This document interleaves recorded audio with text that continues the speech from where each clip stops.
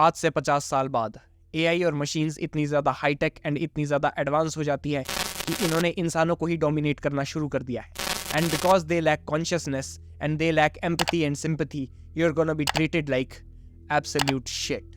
आप सोच करके देखिए कि जिस बेड के ऊपर अभी आप लेटे हुए हैं, टांग के ऊपर टांग रख के ये वीडियो देख रहे हैं, उस बेड से निकाल कर आपको एक 2 मीटर की जेस्टेशन क्रेट में भर दिया जाता है। एंड जिस तरह से आप अपने फ्रेंड्स के साथ मजे मार रहे हो, जैसे कि स्कूटी के ऊपर बाहर जाकर घूमना, रूल्स तोड़ने, किसी ठेले के ऊपर जाकर मोमोज खाने, टपरी के ऊपर जाकर चाय और सुट्टा मारना, ये सारी चीजें आपसे छीन ली जाती है and you have been confined inside a gestation crate of 2 metre. इस जेस्टेशन क्रेट में आप लिटरली सोते समय करवट तक नहीं बदल सकते। ना you don't have any freedom, you don't have any cozy bed, you don't have any social media to use, you don't have any Instagram to scroll, and if you are a female then you have a job to do, and that is rapid procreation। आपका काम सिर्फ और सिर्फ बच्चे देना है।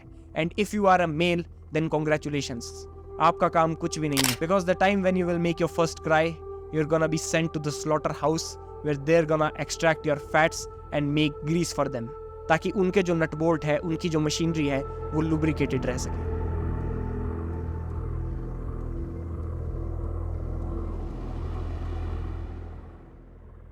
अब ये जो मैंने अभी आपको पूरा सीन क्रिएट करके स्टोरी सुनाई, इसको सुनकर आपको भी लग रहा होगा कि कई साला व्यूज ना आने की वजह से पागल तो नहीं हो गया है।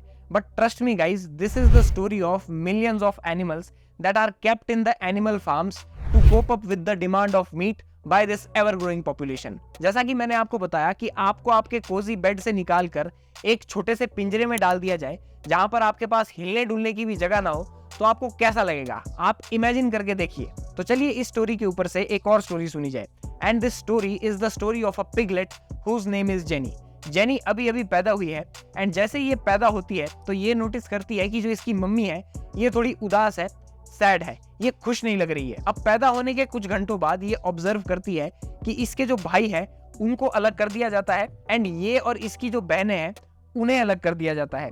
जो इसके भाई है उन्हें तो ले जाया जाता है और वो कभी लौटकर वापस नहीं आते, पर ये और जो इसकी बहनें हैं इन्हें अपनी मम्मी के साथ ही रहने दिया जाता है कुछ समय के लिए। एंड जब जेनी थोड़ी बड़ी हो जाती है तो ये देखती है कि इसकी जो मम्मी है उसको भी इनकी बहनों से और इससे अलग कर दिया जाता है। अब जेनी अपनी माँ को मिस तो कर रही थी, बट करें क्या, इंसान उसे उसकी माँ से मिलने नहीं दे रहे थे एंड उसे पता भी नहीं था कि उसकी माँ है कहाँ। अब जैसे ही जेनी थोड़ी और बड़ी हो जाती है तो इसको इंसेमिनेट कर दिया जाता है और जिस खुली जगह में ये रह रही थी वहां से इसे निकाल कर एक जेस्टेशन क्रेट में भर दिया जाता है, जो जेस्टेशन क्रेट सिर्फ और सिर्फ 2 मीटर की होती है। अब जेनी के सरप्राइज के लिए जब जेनी जेस्टेशन क्रेट में पहुंचती है तो वहां पर वो देखती है कि वो अकेली नहीं है। लिटरली वहां पर वैसी 50-60 और जेस्टेशन क्रेट्स है जहां पर बहुत सारी जो फीमेल पिग्स है यानी कि सोज है उनको रखा गया है। वहां पर डिप्रेशन का माहौल है, टेंशन का माहौल है, जगह नहीं है, बहुत ज्यादा कंजस्टेड वो इलाका है। तो वहां पर जो सारे में है मौत मची हुई थी, भीड़ मची हुई थी। अब वहां पर जेनी को सही से सांस भी नहीं आ रही थी, जेनी से ठीक से हिला डुला नहीं जा रहा था। बट बेचारी जेनी करती तो क्या करती, बोलती तो बोलती क्या, because we human beings are the most superior species on the entire planet. तो उसकी हमारे सामने चल तो सकती नहीं थी। अब उसी जेस्टेशन क्रेट में बेचारी जेनी के कई दिन बीत जाते हैं, कई हफ्ते बीत जाते हैं एंड इवेंचुअली मंथ्स भी पास हो जाते हैं एंड फाइनली वो समय आ जाता है जब जेनी भी माँ बनने वाली थी। एंड जेनी के माँ बनने के लगभग 1-2 दिन पहले उसको उस जेस्टेशन क्रेट से निकाला जाता है एंड जेस्टेशन क्रेट से निकालकर उसे एक खुली जगह पर रखा जाता है। अब जेनी माँ भी बन जाती है, बट जेनी की माँ की तरह ही जेनी भी अपने बच्चों को देखकर खुश नहीं थी।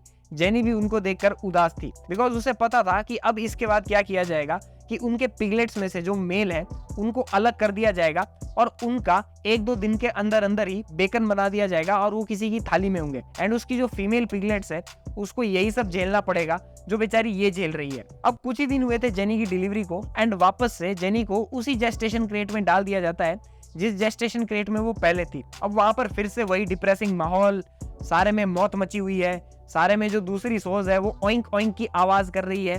तो ये देखकर फिर से जो जेनी है वो परेशान हो जाती है, एंजाइटी में चली जाती है। जेनी को फिर से इंसेमिनेट किया जाता है एंड वापस से जो ये वाली साइकिल है ये फॉलो करवाई जाती है। फिर से वो पिगलेट्स को भी देती है, वापस से उन पिगलेट्स के साथ भी वैसा ही किया जाता है। बट अभी भी जेनी के ऊपर से ग्रह टला नहीं था, बिकॉज इसे फिर से इंसेमिनेट कर दिया जाता है एंड जेनी प्रेग्नेंट भी हो जाती है एंड कुछ महीनों बाद वो जो डिलीवरी है वो भी दे देती है। बट जेनी को पता था कि उसके जो पिगलेट्स है उनका क्या फेट है, मेल पिगलेट्स के साथ क्या होने वाला है एंड फीमेल पिगलेट्स के साथ क्या होने वाला है। तो जेनी को सारी ये चीजें पता थी एंड बार बार जेनी के साथ अब यही वाली जो साइकिल है ये दोहराई जा रही थी, अनटिल जब तक जेनी की जो बॉडी है वो गिव अप नहीं कर देती एंड अब जो जेनी है वो दोबारा से प्रेग्नेंट नहीं हो सकती, दोबारा से जो पिगलेट्स है उनको जन्म नहीं दे सकती। तो अब जेनी के साथ क्या किया जाएगा कि इसको स्लॉटर हाउस ले जाया जाएगा, जहां पर इसे स्लॉटर कर दिया जाएगा और जेनी का भी बेकन बना दिया जाएगा। अब ये तो थी सिर्फ और सिर्फ एक जेनी की कहानी,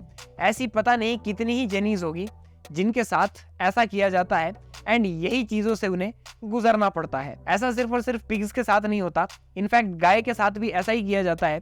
जो गाय है उनको भी जबरदस्ती इंसेमिनेट किया जाता है।